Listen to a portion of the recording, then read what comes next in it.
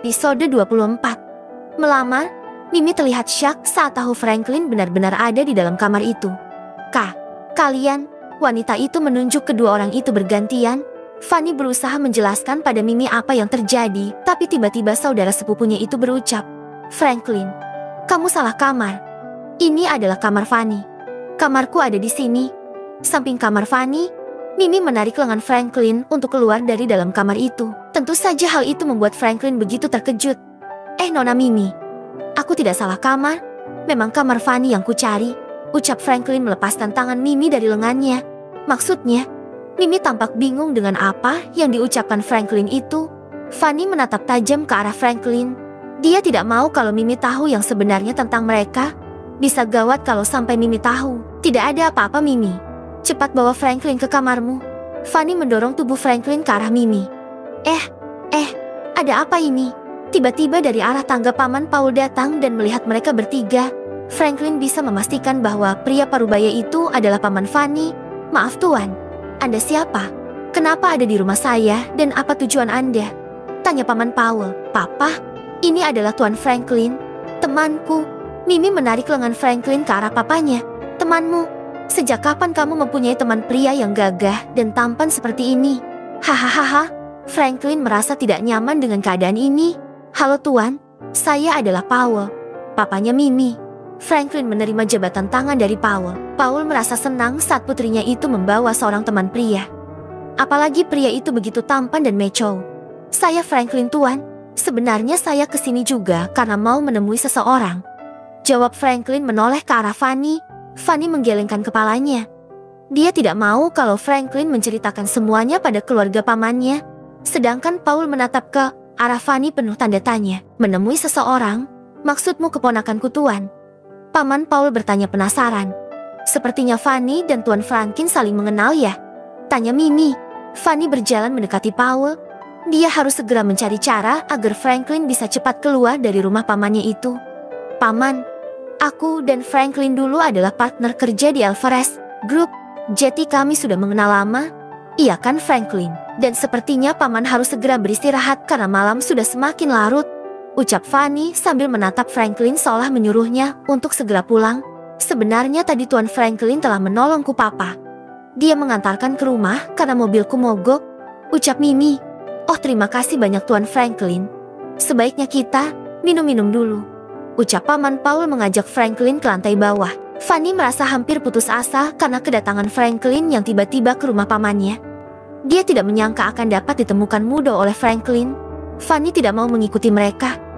Dia langsung masuk ke dalam kamar dan langsung mengunci pintunya. Bagaimana ini? Sepertinya Franklin serius dengan ucapannya. Jangan sampai dia mengatakan pada paman bahwa aku telah mengandung anaknya. Ini tidak bisa dibiarkan. Fanny benar-benar merasa bingung. Dia harus memikirkan cara agar Franklin tidak mengganggunya lagi. Sedangkan di sisi lain, Tuan Paul, kebetulan sekali saya bisa bertemu dengan Anda. Saya akan menyampaikan sesuatu, ucap Franklin. Dia tidak akan berbasa-basi lagi kali ini. Franklin tidak akan melepaskan Fanny lagi. Dia harus mengutarakan keinginannya pada Paman Paul bahwa akan menikahi Fanny.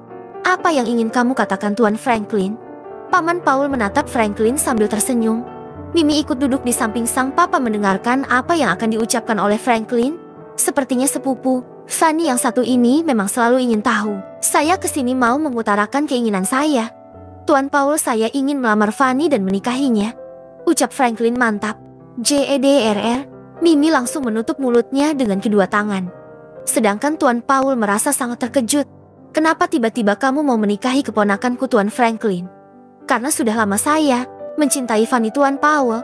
Tolong restui kami," ucap Franklin. "Tapi saat ini Fanny tengah hamil anak mantan suaminya yang bernama Harry. Bukankah sebaiknya kita tanyakan dulu pada Fanny?" Mimi ikut bicara.